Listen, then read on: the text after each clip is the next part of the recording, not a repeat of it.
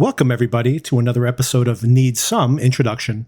I'm your host, Victor, and as usual, I'm here to introduce you to a new topic, something to watch on TV, in the movies, something new or something new to you, and provide some context along the way. In today's episode, the latest Blumhouse thriller, just releasing this weekend, Speak No Evil.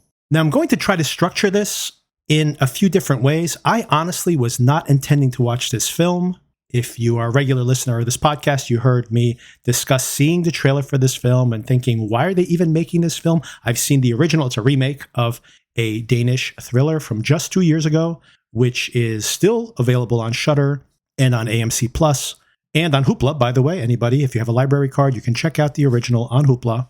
But until very recently was available on Hulu as well. So pretty easily available. This film is the original film I'm talking about now, mostly in English. And I honestly felt like, why are they even bothering to remake this? And when I saw the trailer, which hit so many of the beats from the original film, I was very skeptical and honestly very annoyed. Well, I'm here to tell you, minor spoiler for the review, that this is a pretty good adaptation. And I am going to try to structure this analysis and this critique in a few different ways. One of my fascinations is always adaptation, whether that be from a book, from true life, what is included, what is excluded. And part of that, of course, also adaptation from an original film to a remake. So I do have this interest in this topic, but this also intersects with my interest in the way that films are marketed in general, and something that honestly I've become more and more annoyed with over time. So I'm going to have to discuss the way this film was marketed. And honestly, if you have only seen a little bit of the coverage, if you don't remember the trailer, but you were intrigued, if you have bought in that you like this type of very tense trailer, or you just like the cast, so you're curious, and you haven't seen the trailer or haven't watched it recently, I highly recommend that you do not watch the trailer for this film. It gives away so many details that are honestly right out of the last few minutes of the film. It is insane that this thing has been marketed this way. I'll have more critiques there as well as we go forward. But I want to put that out there initially, that if you are curious, if you're even hearing this conversation and go, well, maybe I'll check out that trailer. If you're intrigued, do not watch the trailer. So that's point number one. Beyond that, it's an interesting experience I had in rewatching the original, something I honestly didn't want to do, but I did rewatch it after seeing this second version to kind of compare and contrast. So a spoiler-free review for the layperson that has no idea what they're in for this film, and also spoiler-free review for any of you who may have seen the original. And then what I'm going to do is to compare and contrast the two films to potentially intrigue you into watching the film, or perhaps to dissuade you, depending on where you may lie in that paradigm. And then there'll be a moment where I'm going to basically allow everybody to opt out. Have you seen the original, and now you're thinking about seeing the remake, or vice versa? When the storylines digress, I will basically let you know at that moment in the podcast where you can opt out. And then the remainder will be an analysis of those differences, very significant differences between the two films, for anybody who A, doesn't mind getting spoiled on one or the other, or has seen it both and has similar thoughts. All right, I'm going to signpost this all the way. You don't have to take any notes. I'll delineate clearly in my commentary where you can opt out. All right, to begin with, do not watch the trailers. It gives away way too much information. But Speak No Evil was a Danish production, and it takes place in an Italian villa where these different families are vacationing. And we see two youngish, approaching middle-aged couples, both with younger children, about the same age, around 10 years old. And the storyline begins where you have this couple in this vacationing locale, this beautiful locale, striking up a conversation with this very different couple. They seem to be erotically excited by each other still. It seems that this couple, our primary protagonists, that their relationship has kind of stagnated a bit. And there is a general attraction, but primarily on the side of the husband, this very nondescript and polite urban Danish man, counterposed to this very brutish, bullish, even in physique, Dutch father. And you can tell that he has real admiration for him. A real admiration for perhaps the attraction of a road not taken, but also perhaps just the attraction of this is a stereotypical masculine, more macho male figure, which he obviously does not conform to. And there is this tension there, and they hit up this friendly camaraderie. They seem to have a lot in common. They tease and are annoyed by the same, even more boring tourists that seem to gravitate towards them. And after this vacation together, they go their separate ways. And this family returning to their beautifully appointed urban apartment, you can tell that the husband continues to have something going on. There's this midlife crisis that he simply is having, and is a little bored hanging out with his more intellectual friend cohort when they get back home. And then they get a postcard in the mail, which invites them out over the border to a farmhouse where the Dutch couple and their child live. And what begins then is this somewhat comedic, extremely uncomfortable and tense boundary pushing by these hosts, where they are continuously needling this polite couple. And it really becomes an exploration of this presentation of niceness and how it might hide something other under the covers, but also how we potentially could open ourselves up to danger when we don't heed the warning, or perhaps don't trust our instincts when we behave purely for the sake of social niceties. Now, me laying out the plot that way, that's pretty much what I wanted to know when I saw the original film. I can understand why they want to tease that there's going to be more to this film than what I just laid out there. But I wish there was a way to experience things as simply as that. And of course, if you're hearing this, you don't want to know much more about it. But if you've seen the trailer, they give away way more than what I've just described. And of course, if you are even a somewhat savvy film goer, you probably assume, well, something's going to happen eventually. So I personally won't be that person that even teases, or spoils, I should say, what is already in the trailer itself. But I will simply say that if that is intriguing to you, and you don't mind a film that puts you through the ringer, I know some people, this type of film is their kryptonite. The idea of just feeling there, the anxiety of, oh my God, like, oh, these people, I'm making a fool in front of these people. Are they making fun of me?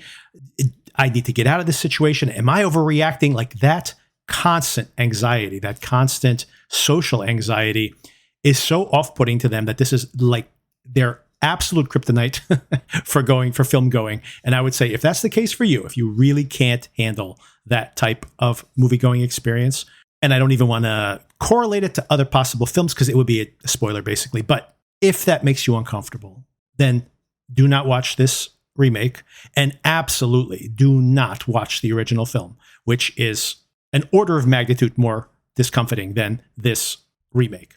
If, on the other hand, you do enjoy that type of thing where you're always guessing, am I the one who's overreacting? Is this actually happening? And you like that kind of tension, that anxiety, basically, if that's a pleasurable watching experience for you, then this is very effective, especially the American version. Because what I will say is that there are certain films, I've talked about this with my sister here on the podcast, there are certain films that I call recommendations for no one, which basically means this is a film that's well made, it has big ideas, it is intelligent, it is achieving what it's trying to, this is the original I'm talking about now, doing it successfully. But in the end, it's going to make you feel terrible, really terrible at the end. So there's certain films that most people just don't want to have that experience. So if you're that type of person, then, and you were wary of seeing this film because you kind of heard that the first film was like that, I'm really slicing up the audience small here. I understand this. But if that's the case, then rest assured that this film will not give you that kind of, God, I feel horrible after watching this film. It is going to put you through the ringer. I'm not trying to sugarcoat that. So if you like a more traditional thriller, you're going to like this film. And this seems like I'm damning it with faint praise. I am not, actually. I think this adaptation of the film is actually pretty effective. I recommend this film if you have seen the original. I actually do recommend it. And as a matter of fact, maybe the best audience for this is an audience that has seen the original.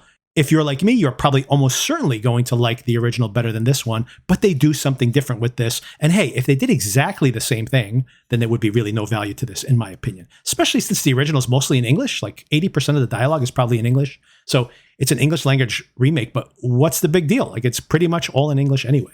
So to put that all in a nutshell for you, do not watch any of the trailers if you've missed it somehow.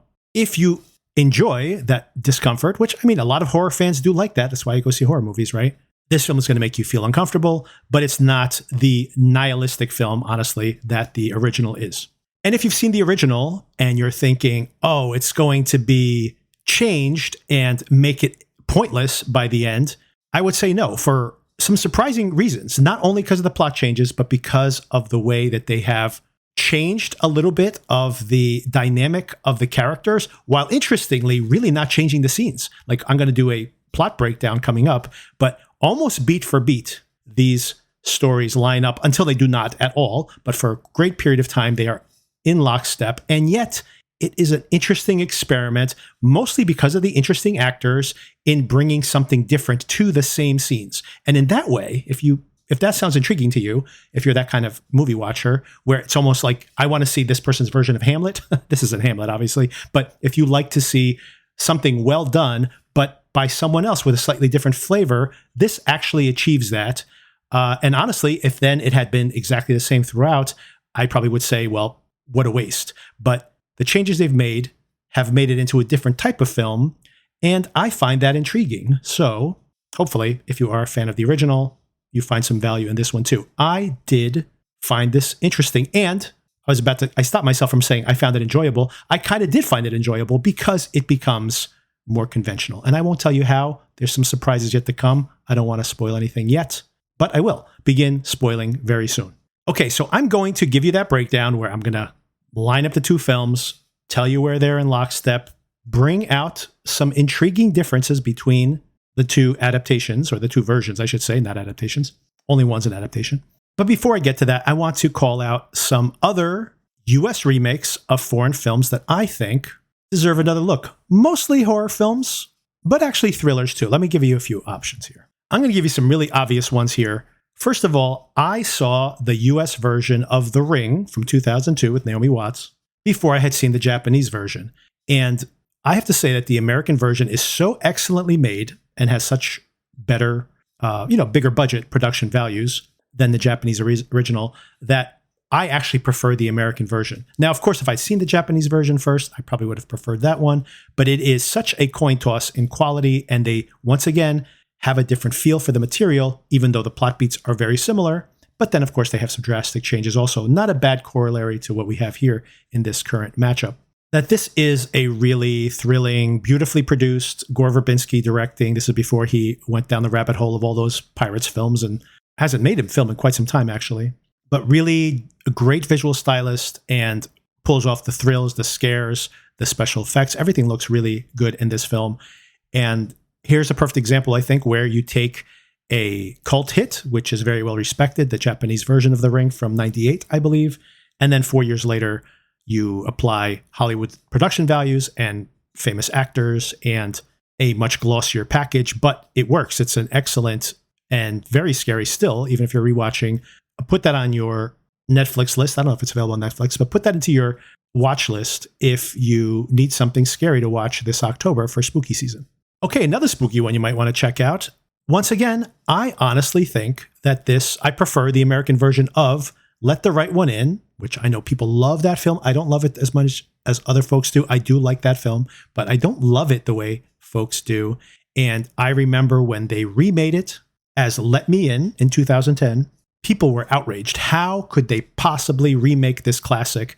And I would say this is a really good remake, which I actually prefer to the original, mostly because it has a really interesting visual style. There's a few action, what do you call this movie? Not an action movie, but there's a few thrilling sequences here that are so cleverly designed. They've been ripped off by many other films.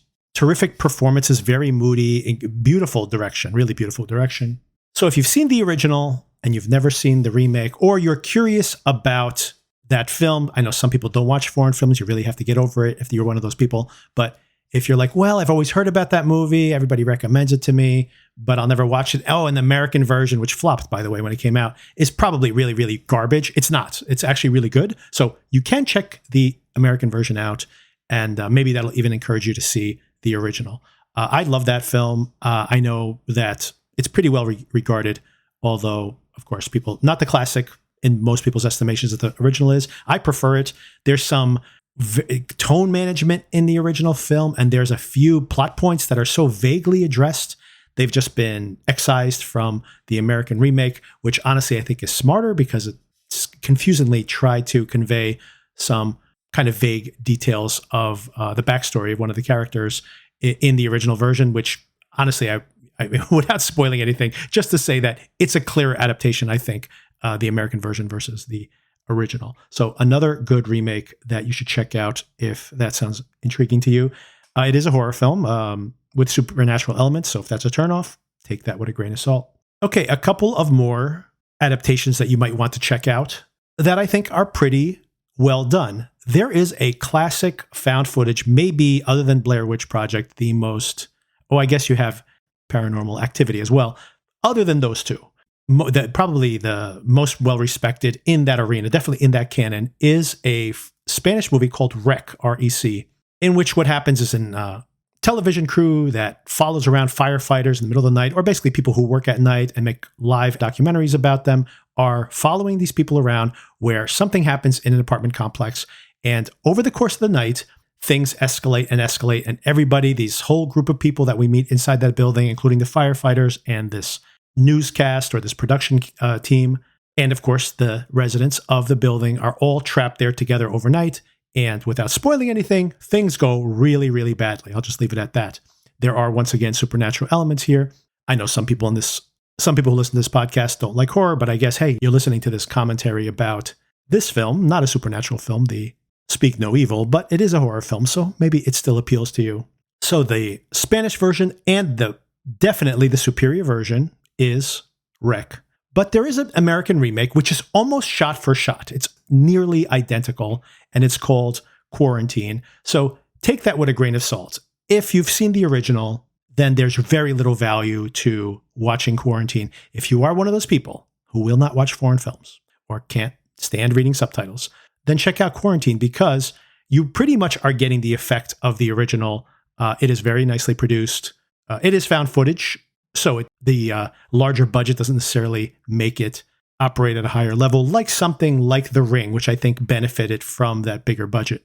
So unlike those first two, where I actually prefer the remakes, this one is not better than the original, but a lot of fun. And if you always wanted a group of your friends to watch Rec, and they're like, I don't watch movies with subtitles, and you're looking for something to watch this Halloween, check out this movie called Quarantine from 2008, just 1 year after the original Spanish version, because it gives you all the same thrills that the original does without the subtitles.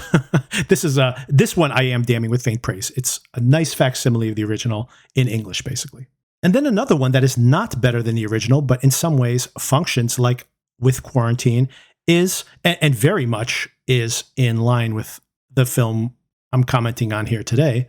One of the granddaddies of this type of film that makes you feel absolutely terrible after you watch it is Michael Haneke's Funny Games from 1997, in which, in a little bit of an inversion, we have some young men who are very polite show up at a couple's home where they're at their lake house and are very polite but simply will not leave, and things escalate from there.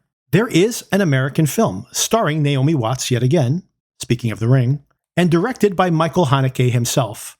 And according to Haneke, he says this is a shot-for-shot identical to the original. It actually is not. There are some changes.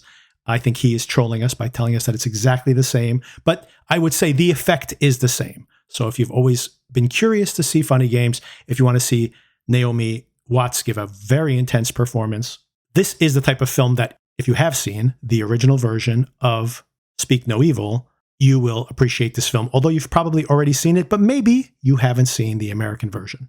Okay, one more thriller, not a horror film. The original was made in 1997, just like Funny Games, is a film called Insomnia, and stars Stellan Skarsgård, before he had his breakout as a U.S. film star as well, as a detective who's investigating a murder in a northern town in Scandinavia where they have no night. There's no nightfall due to the season. They're so far up north, basically, that they go from a long night to an eternal day, basically, for months-long day. And he's unable to sleep, and during a pursuit, accidentally shoots somebody, and then he starts to question his own sanity and his own motivations. He's out in this outpost because he was under investigation for his actions during a different investigation in the city he comes from. And he starts to question whether he intentionally did this shooting. And simultaneously, he's getting taunted by the killer that he's pursuing. The killer witnessed the shooting, and this very shady cop is trying to catch the killer and cover his own ass at the same time. This was remade in 2002 by Christopher Nolan. Nolan, of course, hugely successful, hugely famous filmmaker. And I honestly think of all his studio films, other than maybe his very early independent films, even maybe less so than Memento, which was an indie production. Insomnia was a remake through Warner Brothers. It was his first big studio film. Is very underseen now, and it's really excellent. As the investigator, we have Al Pacino giving one of his best performances, one of his best late career performances, not the over-the-top caricature that he became later in his career. And as the killer, Robin Williams, giving a very disturbing performance and really excellent in this creepy role. And I, once again, probably prefer the American version. Both films excellent, by the way. And a lot of adaptation choices. The skeleton of the plot are very similar, but Nolan's interest is very different. The particular moments and the particular psychological aspects to this detective differ between these two films. So you can easily watch both films. They are very stylistically different. They have different psychological aspects.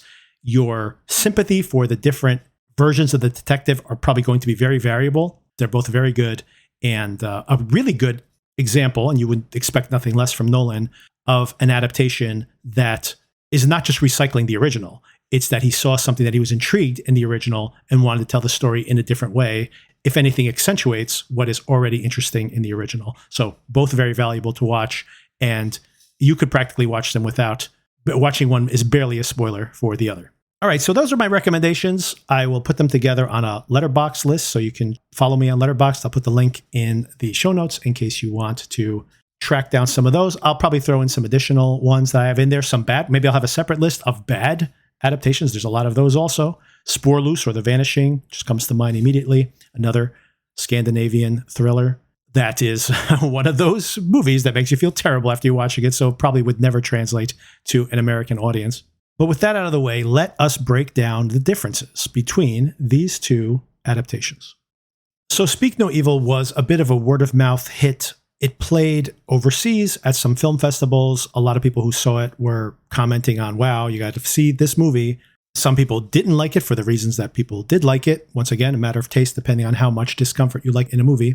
And by the time it was available on Shudder, probably around Halloween of 2022, and then showed up on Hulu a few months later, early 2023, Blumhouse had already announced that they were in production with a US remake, which of course is coming out now. The remake is directed by James Watkins, which, by the way, made a film back in 2008 or 2009 called Eden Lake. And he seems to be a perfect candidate to do this adaptation because that film, yet again, is cringe-inducing. It features Kelly Riley way before her fame as the daughter on Yellowstone. And her fiance in the film is played by Michael Fassbender, just at the beginning of his ascension of fame. And they go on a camping trip together, and they meet some rural kids out near this lake, Eden Lake, I believe it's actually called in the movie, led by a very young baby Jack O'Connell. So a lot of talent very early in their careers. And once again, there is this pissing match between this older man and this group of teenagers. And things go bad. Things go really bad. And it's another one of these films that will make you feel absolutely awful after you watch it. So it seemed like he had the right temperament for going for the jugular with this remake. But he has in interviews said that, hey, I made that version of this movie already. I don't want to make that version of the movie. And when I heard that, I was a bit surprised. What were they going to do to the plot to make this even worthwhile? Once again, as I mentioned at the top of this commentary, I was very worried about whether this would work for me or not, because what is the point of making something which is famous for its nihilism and then adapt it in a different way, potentially? All this is to say that I had my concerns, and a lot of people did. But I was curious. You have Watkins, who's pulled off this type of material before and is a skilled filmmaker. He's made some other, mostly TV work that's pretty solid. And you have a very talented cast. You have Mackenzie Davis. You have Scoot McNairy. You have James McAvoy, beefier and more intimidating than he even was in Split, for example. And you have Aislinn Franciosi, who just gave an excellent performance this year in the horror film Stop Motion. And you may recognize from The Nightingale from a few years back, a rape revenge film set in the Australian outback about 200 years ago, historically set during the colonization of Australia. So you have attracted a very solid cast and a not unskilled director who has revamped the screenplay working with the original writers of the original Danish film. So on paper, this should work. And if you've seen Rotten Tomatoes or if you follow these type of things, it has very solid scores. It's still early. I'm recording this on Thursday, but it's probably going to have pretty solid reviews as well. And they started coming in when I was heading out to see this film. So I was intrigued. I'm intrigued, but extremely skeptical. And I have to say that as I started to watch the film, I almost immediately started to get into the vibe of it. I don't know if you could actually predict that this would be the reaction you're going for, but as I mentioned before, it almost feels like you are watching someone performing this version of the story in the context of having seen the previous version, because so little has changed. It really does feel like this is my version of this play, of this famous material. In both cases, the film opened with a mysterious arrival at some location by a family in a car. We meet the family the next morning again, poolside, and they see this couple. In the original version, it's a Dutch couple. In this version, we have Scoot McNairy and Mackenzie Davis as American expats who have moved to England for the husband's possible career opportunity. And we find out pretty early on that Davis is there. She used to work in PR, but she's given up her career to some extent to move to keep the family together. And at poolside, they meet a couple that also has a child about the same age, a boy. In that case, they have a girl, they have a boy, this other couple. And in the US version, this is when we see McAvoy come over and ask very brusquely, "Are you using this chair?" and just drag it away. Very forthright in a way that this couple does not seem to be. This actually identical thing happens in the original film as well. Eventually, they hit it off with this more brusque, more energetic, possibly slightly younger couple. Well, definitely the mom of the second couple is younger. That's actually a plot point later in the film. And this dynamic between the two of them starts to develop. Once again, as I mentioned at the top of the episode, very much more so driven by the husband versus the wife. And in both cases, we see that the wife is the one who's more cautious, is a little more wary, but they are safely in this resort area. And there's commentary number one that when we think we're safe, we maybe drop our guards. Their daughter has this stuffed animal that she is obsessed with, and they think she should have outgrown this. I just remember now that she's 12 years old because they actually say that in the dialogue. She should have outgrown this by now, but she still is fixated on this stuffed animal as if it's an actual living creature. And the next day, when this stuffed rabbit has been lost, the dad frantically goes searching for it, eventually does locate it. And when he returns, he sees that the family has hit it off with this other family as well. There seems to be a little bit of a mocking, the first kind of testing of boundaries between these two men, when in the original film, the Dutch, the more brusque husband, Josh is the more polite dad a little bit, saying like, "Oh, you're such a hero. Look at you rescuing your daughter's stuffed animal." And then he's almost embarrassed by this, but then he goes, "Oh, no, I'm just kidding, which is something that happens a lot, by the way, across the film. This whole, "Oh, no, I was just joking. All these microaggressions.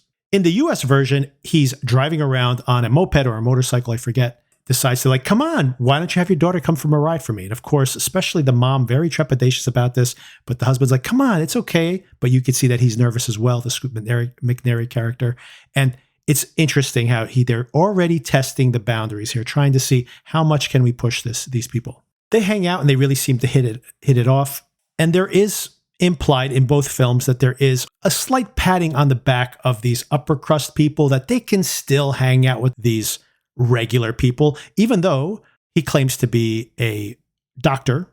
So this, once again, gives him this veneer of respectability. So even as he acts brusquely, it's like, well, he went to medical school. He's probably wealthy. Maybe he's just a little bit of an odd guy, or maybe he just has to be forthright to be successful as a doctor. So once again, how expectations based on where you are, your social status, the job you may or may not have, how this aspect of how we all perform among strangers even could be taken advantage by a predator. we quickly jump to back at home in the city in London in this new version of the film. And they receive a postcard inviting them to go stay with this couple out at their farmhouse. Now, I definitely prefer the pacing of the original film. There is something that is missing, I think, in Scoot McNairy's performance, but also in the way the story is structured. There is this real longing, this real sadness to the father character in the original version of the film. And there's extra breathing room. And it's probably minutes of the runtime, by the way. It's probably just minutes of runtime.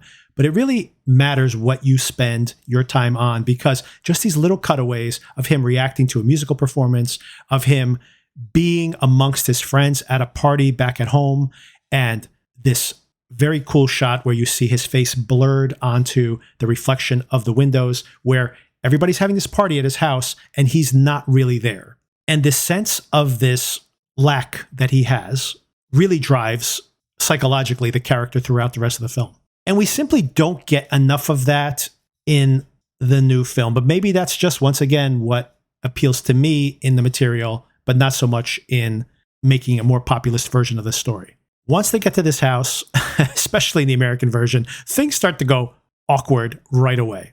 Their bed linens have stains on them. Their daughter has to sleep on a mattress on the floor in this very rustic looking farmhouse. Has not been very well decorated at all. So if they were expecting posh surroundings, they're not getting it. And ironically, this actually plays in, or maybe intentionally, this plays into the plan of the secondary family, because even as Mackenzie Davis's character continuously critiques the whole initial interaction, which, by the way, included being fed a piece of braised meat, even though she was very clear on the vacation and after that as well in their communications that she was a vegetarian. Of course, they played off like they just forgot. But all of these things, of course, add to that social anxiety, because now you have this rift, once again, very intentionally, this rift developing between the couple. As the Scoot McNairy character, who is not a vegetarian, brings up the fact that this is how they live. We're in their house. You're making a big deal out of things. So they don't keep a house as clean as yours. They live out on a farm. This is how they are. So it serves two purposes. We see that it is driving a wedge between the couple, something that is being exploited here, obviously. But there's also that social distance of, we live in a city. We're used to this very antiseptic living. You're not used to being in a rustic setting, but these people probably never grew up. I grew up, my grandparents lived in a very rustic setting, and they always kept a very clean house. And by the way, all of our neighbors as well kept very clean houses. But if you don't have that experience, you might just make assumptions. Well, this is how people live out here. Another interesting aspect of me rewatching these films now is that in my recollection of the film, I kept thinking, wow, they go through so much. There's so many transgressions, basically. There's so much apologizing. There's so much rationalizing, as if they were there for a week. And I can't believe that they just kept going back. But actually, this all happens in a weekend. And by the way, it doesn't even last the entire weekend. So it's only a couple of days in which all this happens. So it makes it more rational, because I used to work in sales, for example, and oftentimes I was traveling with other salespeople. I was traveling with clients that I was not familiar with. And sometimes you're just stuck with these people for a couple of days and you're thinking, all right, it's just 2 or 3 days. Is this person being intentionally awkward? Is this person messing with me? Is this just the way they are? And I'm sure we've all had these type of experiences where you're suddenly working in a team you're not familiar with, or in a context, even traveling for work to other countries like I did. So I start thinking about, is there a cultural difference? Am I being a snob? All these things I've experienced to a lesser extent. No one tried to kill me ever, luckily. But I think we can all relate to these. And by the way, I have put up with maybe worse than what I see here. Not with the kid stuff. That's a bridge too far, I'll say. But personally, as far as your expectations of your accommodations, your expectations of the food you'll be served, your expectations of who's going to pay the bill, this is all extremely relatable to me. But we'll have to talk about the kids as part of this as well, because that's where I think if my kid was in the mix, I would have probably made different decisions. But let's get back to the breakdown. Now, in both films, the couples are together. The kids are trying to sleep in the same room. And you start to feel the differences between the couples, these two couples, but also the relation, how we start seeing the men very much in accordance with each other. And of course, the woman of the house, the wife, McAvoy's wife in the remake, is doing the whole like, oh, my husband, rolling of the eyes. But you see the alignment is very much that the visiting wife, the Mackenzie Davis character, is definitely on the outside. All of this is a seduction, basically, what it comes down to. It's a seduction of this husband that she's the one who's on the outside. You're not the kind of man you're supposed to be. And whereas this is less of a theme, I think, in the original, these are those little variations just in editing and in performance where you start to see that very much so, this exploration of the lure of traditional masculinity, perhaps the sham of it, and of course the illusion of it and how destructive it can be to everybody, basically infected by this in the course of the film. But of course, this is part of the game here as well. At one point, McAvoy basically makes the subtext explicit in saying that the joy in hunting, the men go on a hunting trip the next day, is not in the kill. It's in the hunt and the lure and the toying with the prey, which of course is what we're witnessing over the course of the film. Another key point, identical in both films practically, is that at one point, the Scoot McNairy character, the visiting husband, goes to put the garbage out and runs into the son, who I forgot to mention in this whole recap. When they met him back in Italy, the parents had mentioned that he was born with a small tongue, so it's hard for him to talk. And there's a creepy scene, you see it in the trailer, if you've seen the trailer, where he opens his mouth wide and shows the little nub of a tongue that he has. So this is an ominous scene. We're not sure how it's all going to play out, of course, at this point. That night, as the parents are hanging out, we hear the son crying. They say it's just part of his condition, it's okay.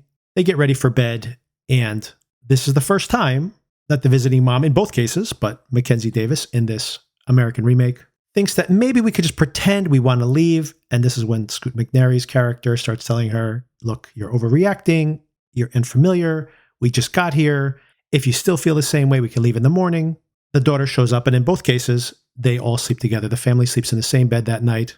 The next morning, they go out together, the two families and the kids. And in both instances, we see that the son obstructing the daughter from being able to play. In one case, it's a slide. In the other case, it's a swing. A very similar effect to these scenes where we see that the son's dad is very brusque at grabbing the son and shoving him. And this is something that everyone is basically not cool with. And of course, sets off these alarm bells yet again with the Mackenzie Davis character. There is a scene that does not occur in the original film, which is a very interesting addition here. We see that they decide to go dive off of a cliff. And once again, you see these transgressions. They're afraid of having their daughter jump off of this high ridge, and yet they let her do it because they don't want to be like the uncool parents, especially after the son's already done it, especially after they've all done it. Another key point here is we see that McAvoy is more than willing to strip down to jump off the cliff, and we see his very imposing physique, of course, something he definitely wants to show off here. Part of the reason I'm sure that they came here was to show his dominance. And lastly, it's interesting that we see, this is a very important point that only exists here and adds something thematically to the material, not in the original version. When the wife strips down, there are some scratches on her ribcage. And the Mackenzie Davis character asks, well, what are these? And she goes, oh, I don't remember the excuse, but she bumped into something or hurt herself somehow. But it's important that this is here because I don't remember if it's earlier or later, but at some point, the son shows the daughter when they're in the same room together, the scratches under his ribcage too. So this is the first hint here that in this particular version of the story, which is different than the original, there seems to be a power imbalance between McAvoy and his wife. That night, the couple says, oh, you have to go out with us to eat tonight. There's this little place. It's a little out of the way. It's the only place around here to eat, but they all know us there, and you got to see this food. It's all fresh from the farms. And they're like, oh, yeah, we're taking our kids, right? Nope. Parents only. Oh, then who's watching our kids? In the remake, this is blunted significantly that they have this, rural-looking guy, but he seems to be a normal person.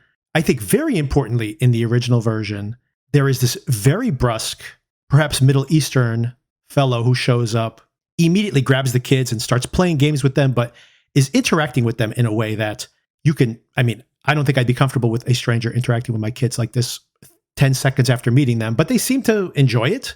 But it's very troubling, of course. And the parents are like, I guess we're going to leave this stranger with our kids. And there is this once again, this little dichotomy in interactions between the husband and wife, where the husband's going like, yeah, we've left her alone with the babysitters before. And the wife's like, well, but people we knew, they know who he is. So there's this whole little, and of course it makes you think about that, right? Imagine you go to visit a friend or someone you don't know that well, even people you do know. and all of a sudden you say, oh, this person's babysitting tonight, and you don't trust that person or even know them. You've known them for 10 seconds. So how comfortable are you leaving your kids there? And of course, these are all questions that we're asking ourselves as we watch the film, very intentionally. And even this is far more transgressive in the original film.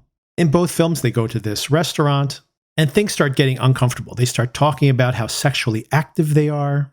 Of course, the visiting couple, we find out, I don't know if we've already discussed it or probably comes a little bit later, but we find out that there's been some kind of sexting, cheating on the part of the wife. It has not become physical, but this is part of the reason that they left their lives back in the US. And now, of course, ironic is that the husband who came here for work has not found work. So now he's basically unemployed. They're probably comfortable enough to get by, but none of this is playing into his traditional, any kind of traditional masculinity where your wife is cheating on you and you're not earning anymore. And you dragged your wife here and your family here for a career opportunity that hasn't panned out. All of this is basically has him doubting his status, of course. So that's all context to what's happening here, but things get really uncomfortable, especially in the American version, by the way. This is where the American version perhaps wins, where at one point the wife is pretending to get so caught up in the moment that she's filleting her husband here in the middle of the restaurant. And they're like, ha ha, got you. Even as a joke, that's extremely uncomfortable, but God, when they believe it's actually happening and they're just trying to look away, and wow, there's an incredibly uncomfortable scene. Something that does happen in both versions is a confrontation around vegetarianism and this direct assault on why is the Mackenzie Davis character a vegetarian? And she goes, it's for the environment as well as for cruelty to animals, but she eats fish and aren't fish animals. And there's all this parsing of arguments. And of course, she gets very uncomfortable and also very uncomfortable that her husband does not defend her. In the original version, there's more sex in the original version for sure.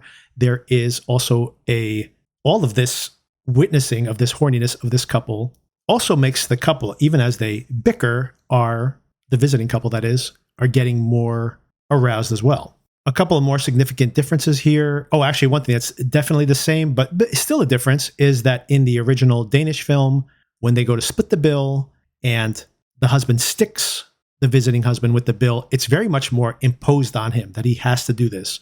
And the fact that he doesn't push back is, again, this sign of weakness.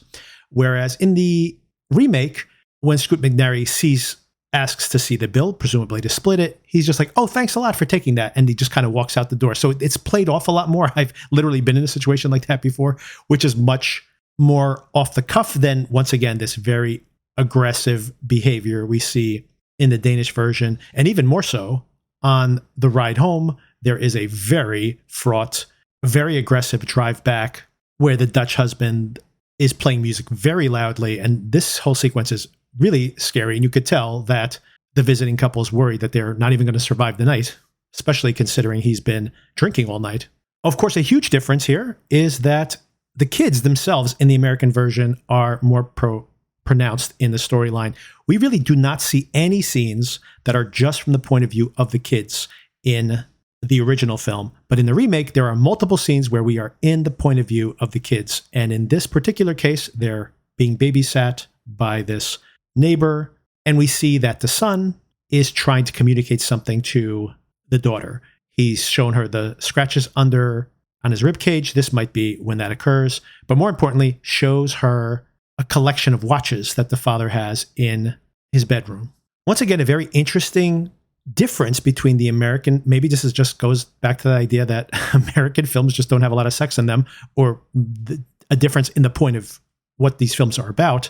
There is maybe the most intriguing thing that happens in the original version occurs that same night. Despite the fact that they are wary of being in this family's house, were not happy with that drive home, not only with the bill, but the way he drove and intentionally playing that music at full blast. Nonetheless, to cool off or just to get ready for the night, the wife goes to use the bathroom. Now they have a shared bathroom in this house. This is when the Dutch husband in the original, the James McAvoy character here in the remake, this does not occur in the remake, by the way, comes into the bathroom while she's in there. And it is obvious that he is basically right behind her as she is naked in the shower. And she's aware of this. She's like cowering to an extent. to not be seen by him, but then returns to her bed, and it seems like this is the first time in a while they have sex. The couple has sex. So there seems to be an erotic charge by all the transgressions of the night, the overt sexiness that occurred at the restaurant, and even some of the danger, and now the leering of that husband. It's as if both members of the couple have been sexually awakened by an attraction to this more stereotypically masculine figure.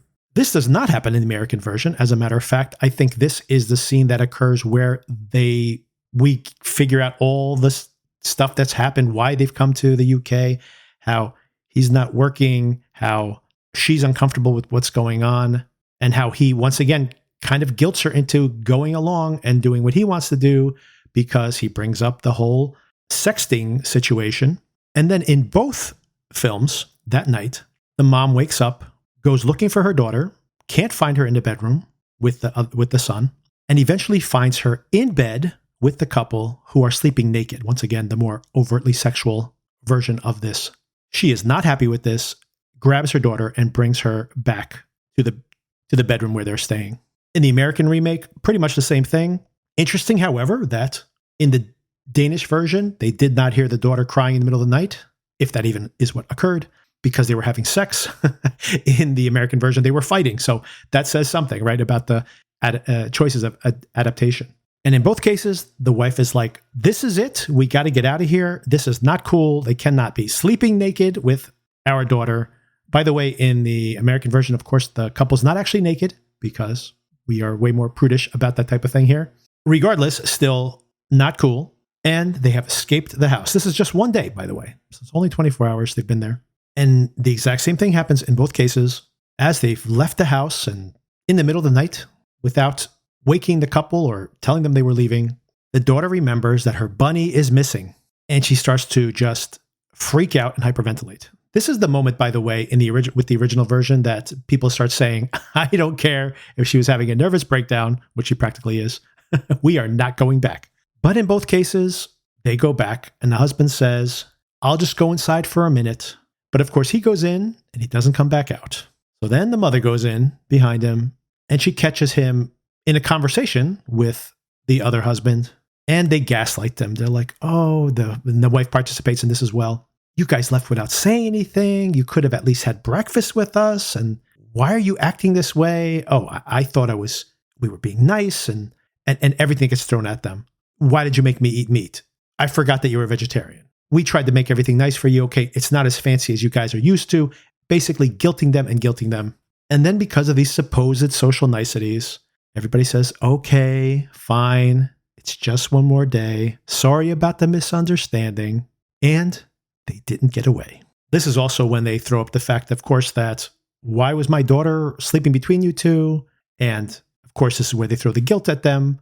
In one instance, they're like, well, your daughter was crying. What were you doing? This is kind of seals the deal here. Of course, in one instance, they were having sex. They feel guilty about ignoring their daughter while they were having fun. In the other instance, they were fighting about this presumed infidelity. Again, something they don't want to broach in the moment. So this begins day 2. The men go out together, and this is again a very interesting dynamic between the two characters. In the American version, they talk about hunting. The Scoot McNairy character's not able to kill a fox, I think is what they're hunting at the time. And this is where the James McAvoy character is talking about how his philosophy on hunting, that it's not about the kill, it's about the thrill of the hunt, of knowing you're about to kill your prey and they don't know about it. So major warning signs at this point. Both scenes end with these men, in both films, I should say. There's a scene where they climb to the top of this hill and they're screaming out. Very interesting that this is when Scoot McNairy's character has explained the whole thing about this infidelity and how they ended up in England and how they're financially in a bad spot because their careers are off target, and how he is worried about the health of his marriage, given all these things. And he tells them just scream as loud as he can and get it all out. In the original version, they're in some kind of quarry. Very importantly, we'll be back at this location later on where they're screaming at the top of their lungs. And very important that, of course, doesn't raise any alarms when you hear someone screaming at the top of your lungs at this quarry. But in this case, they're just blowing off steam. There is something really homoerotically charged about the original version of the film.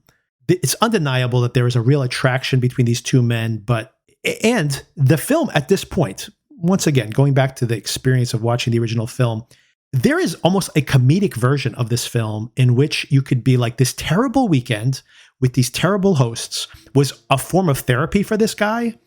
You could also turn this into an action comedy. Like this could be Deliverance, for example, right? Imagine something terrible happens when the men go out hunting together and the meek guy has to become the provider, right? So we've seen these type of stories before, and this story can go in many, many different directions. And this is pretty much exactly the midpoint of the film, I would guess. I think we're within minutes of the middle of the film here. When the men get back home, the women are preparing a lunch. And in both cases, the visiting mom ends up cutting her finger and says, "Oh, good thing we have a doctor here. I think she cut it pretty badly." In the Danish version, the husband, the Dutch husband, says, "I'm not a doctor. I just said that. I'm not a doctor." The American version, which is in the trailer, once again, everything's in the trailer, the McAvoy character says, "I'm not a doctor," and plays it off exactly like the Danish version. And then at the end, he goes, "What are you talking about? Of course I'm a doctor." So once again, this whole like, "What? I'm just joking. A slight variation there. But once again, the "I'm not a doctor, really, I'm not a doctor" is way more transgressive here. And then the films are very much in sync. We have a very uncomfortable in the Danish version. It's a dinner. Once again, this is in the trailer too. It's incredible. They can't let any of these transgressions not make it into the trailer. The kids apparently have been practicing a dance all day, and they're encouraged to, "Hey, perform it for us." And the daughter, who's older and probably likes to dance more than the boy, is better at performing this dance. And the Dutch husband, the rural husband, let's call him, the McAvoy character in the remake, tells him to keep doing it. Do it better. Do it better. Do it better. And gets physically abusive with the son. This is one of the most difficult scenes to watch in the entire film. And he's getting drunk. And at this point, the wife, the visiting wife, is just like, "I have had it up to here. I am done. We cannot stay here any longer." And he dismisses it still, says, "Mom needs some time alone. She's overreacting." But he basically says, "Look, we're leaving tomorrow. Will you just stop already? We're leaving in the morning. Just calm down." And they get ready for bed. In the American version, it's nearly identical. The whole thing happens outside, by the way, so that's different. It's earlier in the day, of course, not dinner, but lunch. And then at this point, we have, I think the Danish version's a little bit shorter, so we have probably 30 minutes left of the Danish version, and we have slightly more of the American version. And here's when the other shoe drops, basically. Now, if you haven't seen either version of this, I honestly haven't spoiled anything because even the stuff I have actually spoiled here for you is in the trailer. So not a spoiler if you've seen the trailer, but I am now going to spoil the ending of both films. Let's talk about the American film first. The McAvoy character has drank way too much. He's passed out up in his room. The little boy, after this really uncomfortable and abusive interaction, takes this keychain from the dad and takes the girl to the barn where he unlocks it. There's a trap door. They go down into this basement level. Once again, even this is in the trailer. And there's a photo album there. There's also all these things that have been collected from, there's all these duffel bags. There's all these personal effects, basically. Dozens of roller bags, for example. So it makes you think about the many times this has occurred before. And there's a photo album. And in the photo album, we see two couples. And we see the McAvoy character and his wife with a different child in every single picture. And not only is it a different child, it's the child that was in the previous photo as the child of the other couple. So they are taking the children, replacing one child with the next one, and basically using this. Now, do they want to have kids? This is an open to conversation. One of the themes potentially in the story. Are they not able to have their own kids? Do they want to have kids? Or are they simply going back to the idea of being these predators? Do they use the child as a lure, right? A couple with a child, what could be, a disabled child, no less, what could be more innocent potentially to let you drop your guard, right? Maybe if it was just a couple by themselves. Obviously, a single man is always going to be something that's going to raise alarm bells. But if this couple was acting the way they do and they don't have a child with them, are you way less likely to drop your guard, right? The daughter does have a cell phone, by the way. Takes some photos of this, of the multiple pages in the photo album, smartly. Of course, this movie has a cell phone problem, but they do Of course, it's a rural area. There's no cell service. There never is, which actually is legitimately true. But then just barely seated early on is the hosting couple basically saying, oh, the internet's been down half the day and I almost killed them. So, oh, the internet keeps dropping off. We're in the middle of nowhere over here. So the internet doesn't work. Cell towers are not nearby. So this is the explanation as to why you can't communicate out there, which it's all a convenience of plot, but expected in these type of films. And at this point, the American version of the film begins to become a traditional thriller. The son goes back to put the keys back on McAvoy's belt. McAvoy wakes up, so this is a thrilling sequence. Can he get the keys back on? And he's able to cleverly do so. The daughter also proves herself to be pretty proficient here. She ends up cutting her leg to make it look like she is menstruating. So that, of course, pays off in a weird way also in the film, but goes to see her mom, and her mom's like, oh my God, I can't believe that happened. Come with me. It's okay.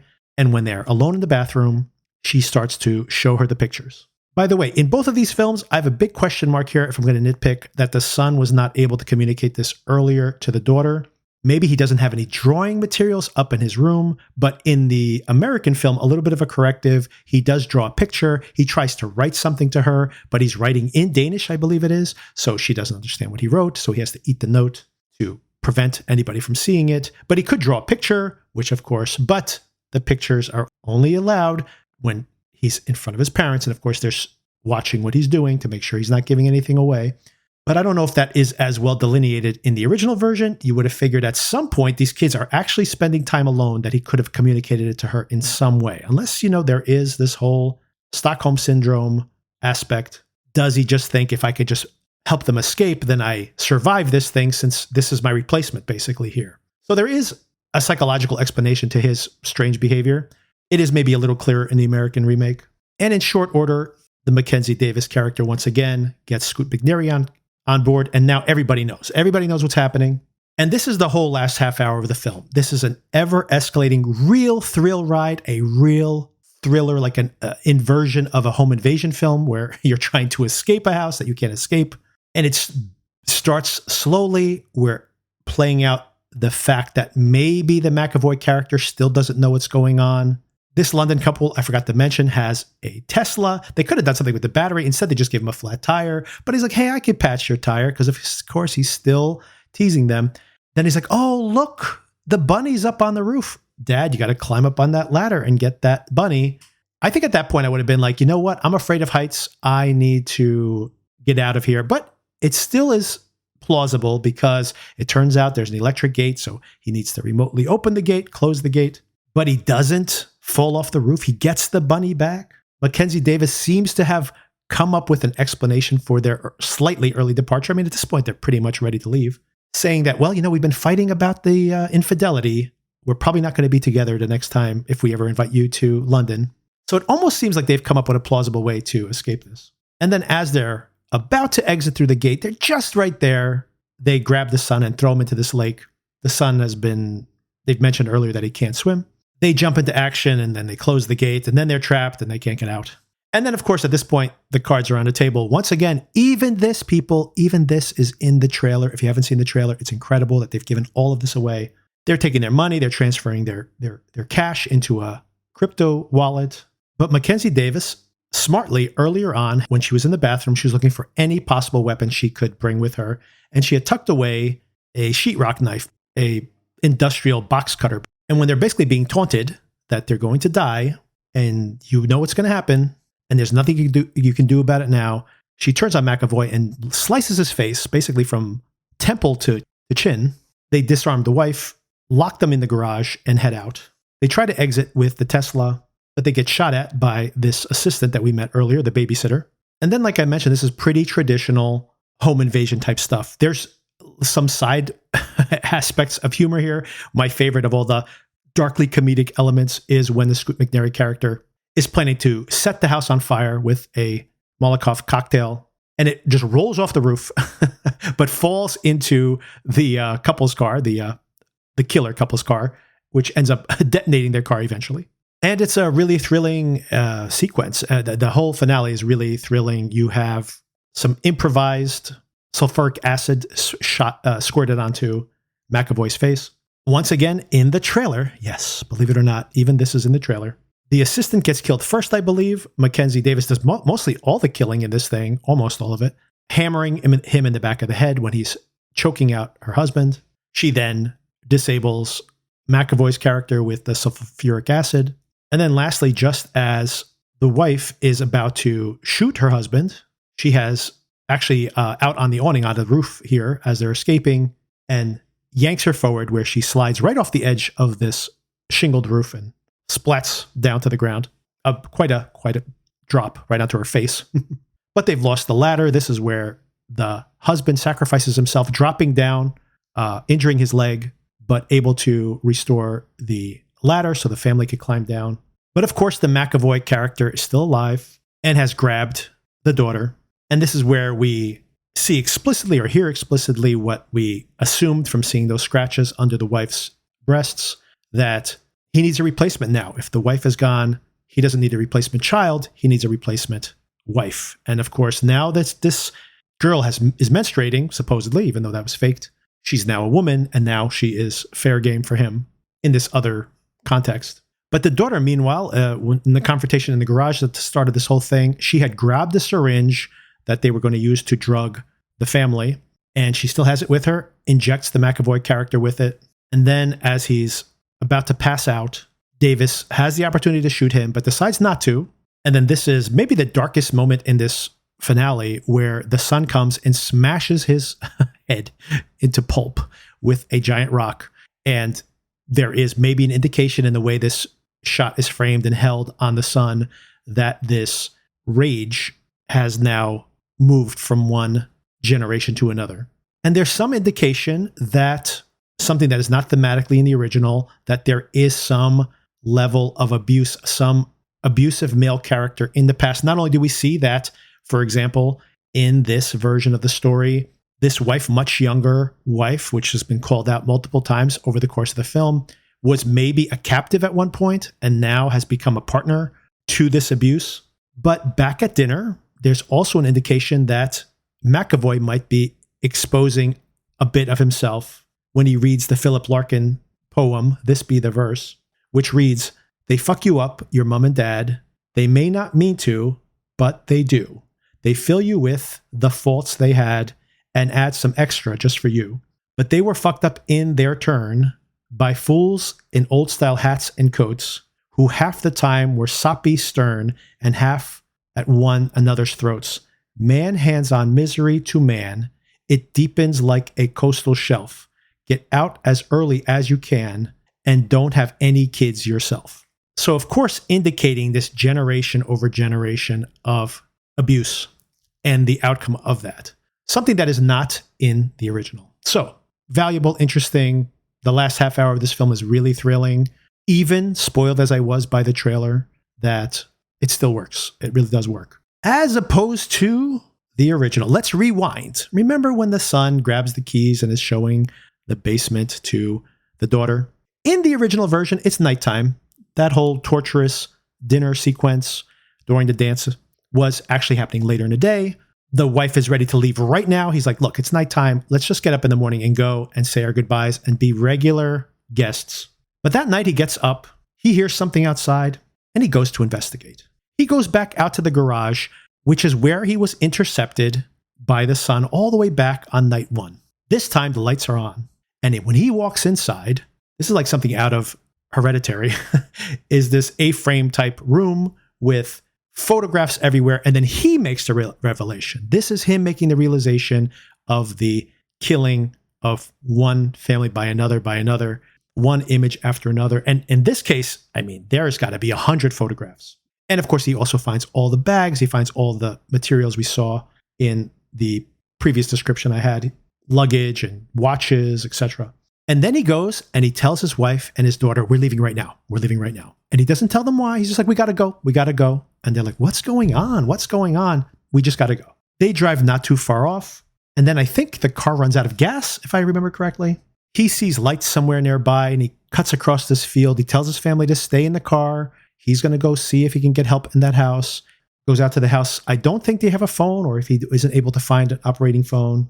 But what happens then is that he returns to the car. there is the other couple, and they're playing along going, oh, I'm so glad you called us, so we could come out here and help you. And he once again has not raised a red flag. He's somehow trying to make the best of the situation. I'm not sure what that would be at this point. And there's another car approaching. There's a very important moment here when the Dutch husband gets out of the car, the keys are in ignition, and the other husband does not take action. Now, when I'm seeing this, I'm like, the keys are in ignition. You can drive away. Yes, the wife is in the car right now, but so what? Run this guy down, but he doesn't do anything. He's just frozen. He cannot take action. When he finally starts taking action, he gets punched in the face repeatedly. This other car approaches, as I mentioned. It's the guy who was babysitting the kids earlier. He comes over to the car. Now, this is terrible. I'm going to tell you something terrible now. He comes over to the car. They open the back door. They take the daughter out of the mom's hands. Apologies for this if you're not ready for this. They hold her down and they cut out her tongue. On camera, they pull out her tongue and they cut it off. And at this point, there is obviously no escape, right? They have not taken action. It's too late. And unlike the American version, this kind of thrilling, truly thrilling ending that is escalating in tension and with the payoff, and people are pumping their fists because she's squirting sulfuric acid on this guy's face and cutting him with a box cutter. These people do not take action. And we, as audience members, are just feeling my stomach just sinking and sinking and sinking. They take the daughter, bloodied, out of the car, and then they drive off. This is the two couples now in the car alone. They go back out to that quarry, the one where they were screaming together the day before. He asks them, which, by the way, happens in a much less dire sequence in the American version. But at this point, when all hope is lost, he asks the husband, why did you do this? And then the Dutch couple says, because you let us. And then they tell them to take off all their clothes, and they go down into the quarry together, and they are stoned to death by the other couple. And we see their battered bodies as the sun rises at the bottom of this quarry together.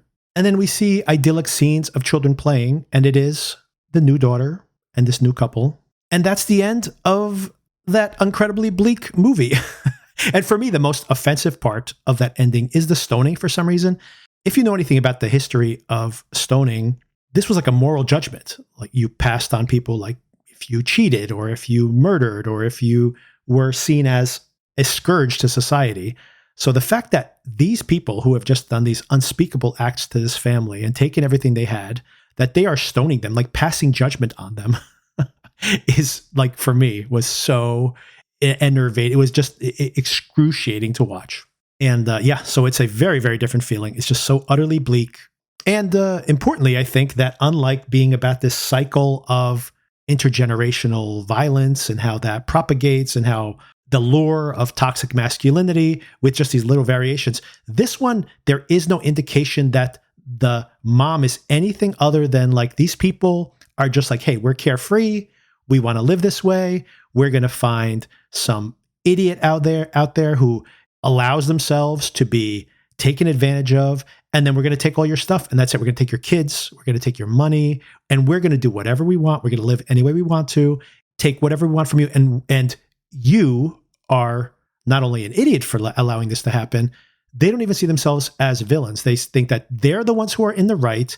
And look, if you let yourselves be taken advantage of, you're the one who's wrong. If I'm doing something wrong, then why did I get away with it? Which, by the way, like, there's plenty of people who do feel like that in our culture nowadays, although I don't think this is a political film in that way. I think it's more about like anxiety. If you've seen, and most people have not seen, the previous films from this couple, there's a husband and wife couple that made the original Danish film. He's an actor, by the way, pretty famous actor in his homeland. But in their first film, it's about a couple who are empty nesters. They move back into his apartment just for a lark. He bought the apartment he used to live in right out of college. And now they move in there and they wake up one day and they're younger versions of themselves. And it turns out that if you were suddenly a younger version of yourself, maybe the two of you have different expectations of what you're going to do with this new context. And then, speaking of some of the anxieties in this film, their second film was called A Terrible Woman, I think it was called. And in that one, it's about a man who is dating this terrible woman who sometimes breaks the fourth wall, looks right at the camera, and she is just messing with this guy continuously. She starts off innocently dating him, and before you know it, taking control of his life. There's a really interesting sequence where she has him hang out with her ex-husband for the purposes of making him feel like an inferior male, another thematic connection to this film. And then they end up hitting it off, and that like leads them to breaking up. But then she shows up eventually. They have a kid together, and that's the punchline, that in the end, this terrible woman, right in the title, is able to manipulate him by playing these different roles. Sometimes the victim, sometimes the aggressor, sometimes a vixen.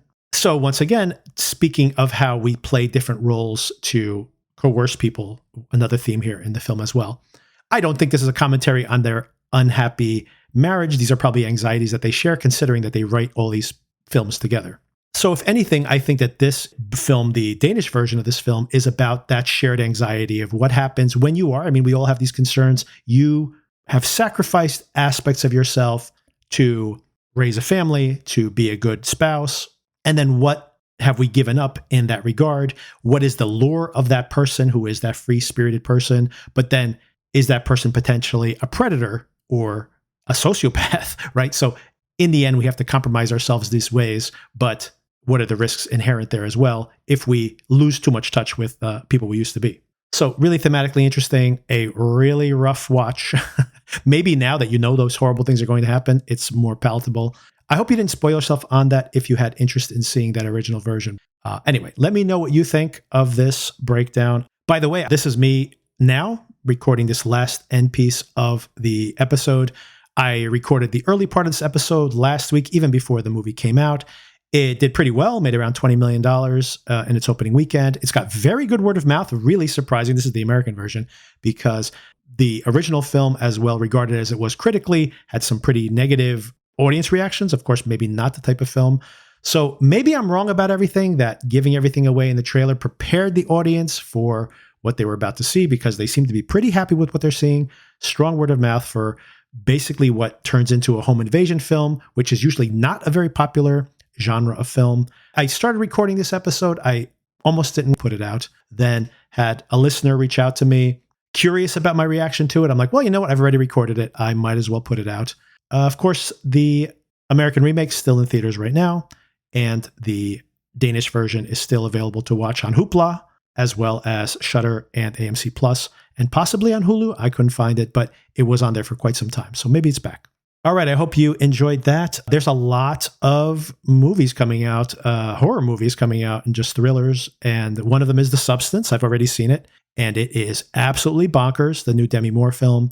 I will probably have to put out at least maybe just a bite-sized episode, maybe more of those coming up, because there's so much different content to cover. I do want to talk about some of these shows that are starting and wrapping up, but there are so many movies, and October is absolutely packed with movies and TV shows around Halloween themed, for example. It's going to be a very busy month and a half. I might just have to be churning out short episodes. And if that happens, please let me know if you guys like the shorter content or go back to longer content with longer conversations. So let me know. needssomeintroduction@gmail.com. I do appreciate your feedback. As a matter of fact, the only reason this episode has been published is because I received an email from somebody. So feel free to reach out to me. I do read all the emails. Okay, thanks. Talk to you soon.